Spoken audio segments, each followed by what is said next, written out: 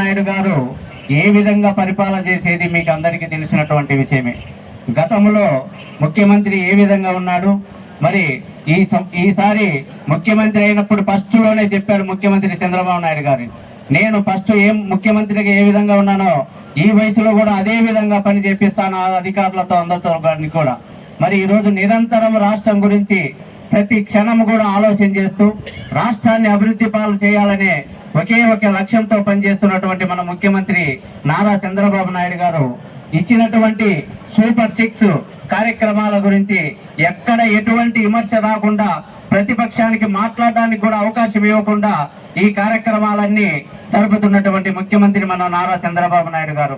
మరి మీకు అందరికీ తెలుసు, చెప్పినటువంటి ప్రతి స్కీమ్ను కూడా అన్ని చెప్పిన దానికంటే ఎక్కువగా చేస్తున్నటువంటి వ్యక్తి మన ముఖ్యమంత్రి నారా చంద్రబాబు నాయుడు గారు.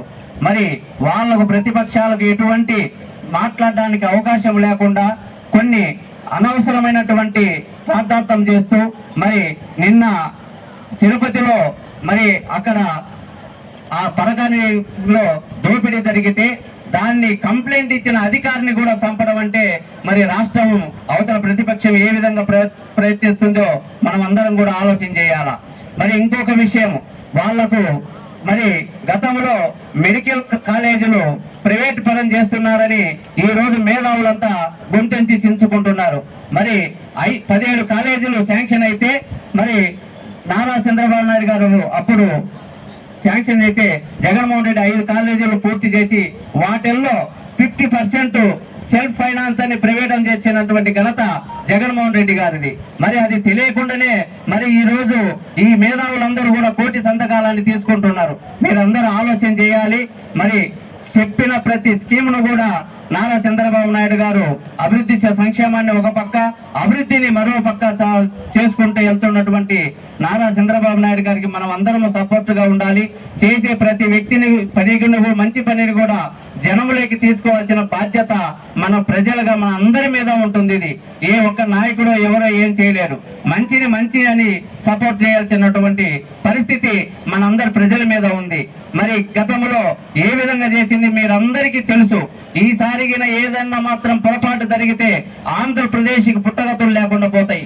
కాబట్టి మనం మంచి చేసే ప్రభుత్వాన్ని మనం అండగా ఉండాలి అని మరి కోరుకుంటూ, మరి అశోక్ రెడ్డి అన్న గురించి మీకు అందరికీ తెలుసు. మరి తర్వాత ఏ విధంగా ఎన్ని కోట్ల రూపాయలు అభివృద్ధి చేసి విధంగా మీకు అందరికీ తెలిసినటువంటి విషయమే. ఎక్కడ కూడా అవినీతి అనేది లేకుండా ప్రతి దాని విషయంలో కూడా ప్రజలకు అందుబాటులో ఉంటూ అందరికీ మేలు చేస్తున్నటువంటి వ్యక్తి అశోక్ రెడ్డి అన్న. మరి మీరందరూ కూడా ఆలోచన చేసి రేపు జరగబోయే ఏ ఎలక్షన్లలోనైనా సరే మీరందరూ కూడా తెలుగుదేశం పార్టీని, అభివృద్ధి చేసే పార్టీని మీరు సపోర్ట్ చేయాలని కోరుకుంటూ, మరి ఈ అవకాశం ఇచ్చిన మీకు అందరికీ కూడా పేరు పేరున నా యొక్క నమస్కారాలు తెలియజేసుకుంటూ సెలవు తీసుకుంటున్నాను.